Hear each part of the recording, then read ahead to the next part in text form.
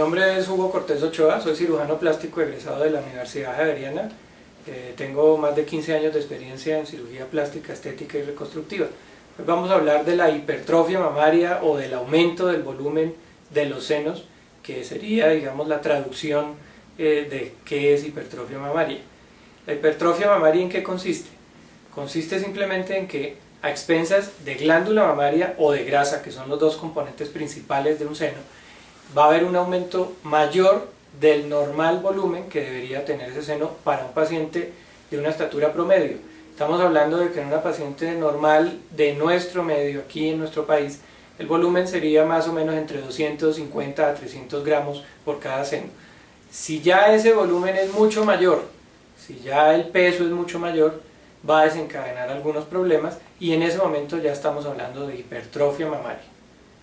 ¿Qué problemas puede ocasionar la hipertrofia mamaria?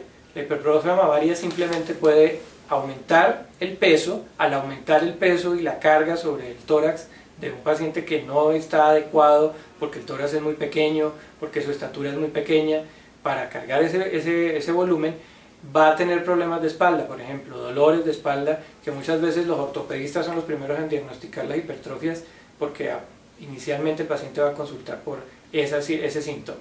Cuando estamos hablando de un volumen mucho mayor y de una caída mucho mayor del seno, en el pliegue mamario, debajo del seno, se va a presentar una humedad continua y esa humedad va a favorecer la infección, bien sea con bacterias o bien sea con hongos. Ese sería el segundo problema. El tercer problema sería que el hecho de tener un seno demasiado grande va a impedir que la paciente tenga un autoexamen de seno normal e incluso que pueda, mediante exámenes paraclínicos, como puede ser una mamografía o una ecografía, detectar ciertos problemas que pueden ser benignos, desde quistes, enfermedad fibroquística, hasta malignos, un cáncer de seno. Va a ser muy difícil de diagnosticar y en ocasiones esa es una de las recomendaciones, disminuir el volumen o realizar una biopsia para poder saber si hay o no hay un problema. Tal vez esos serían los problemas más importantes. El dolor en los senos cuando son muy grandes va a ser mucho más notorio en estas pacientes que en una paciente normal en sus periodos, por ejemplo, premenstruales. Principalmente por estas cosas los pacientes consultan y muchas veces el diagnóstico se lo puede dar, como digo, no necesariamente el cirujano plástico, sino otros médicos que son los que refieren los pacientes, un ginecólogo, un ortopedista. ¿Cuál es el tratamiento de esto? Las hipertrofias mamarias, dependiendo del volumen que tenga uno que quitar en un momento dado para llegar a un volumen normal, va a necesitar cirugías que van a llevar algunas cicatrices.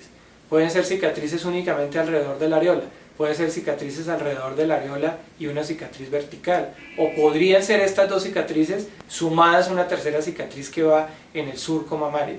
Esto es lo que nosotros llamamos la incisión en T invertida o en ancla, que muchos pacientes le tienen cierto grado de miedo, pero es la única manera de quitar un volumen adecuado en senos demasiado grandes para que el seno conserve una forma bonita a pesar de la cicatriz. En general las cicatrices se comportan de manera benigna y con el tiempo se van a ir disimulando o incluso borrando.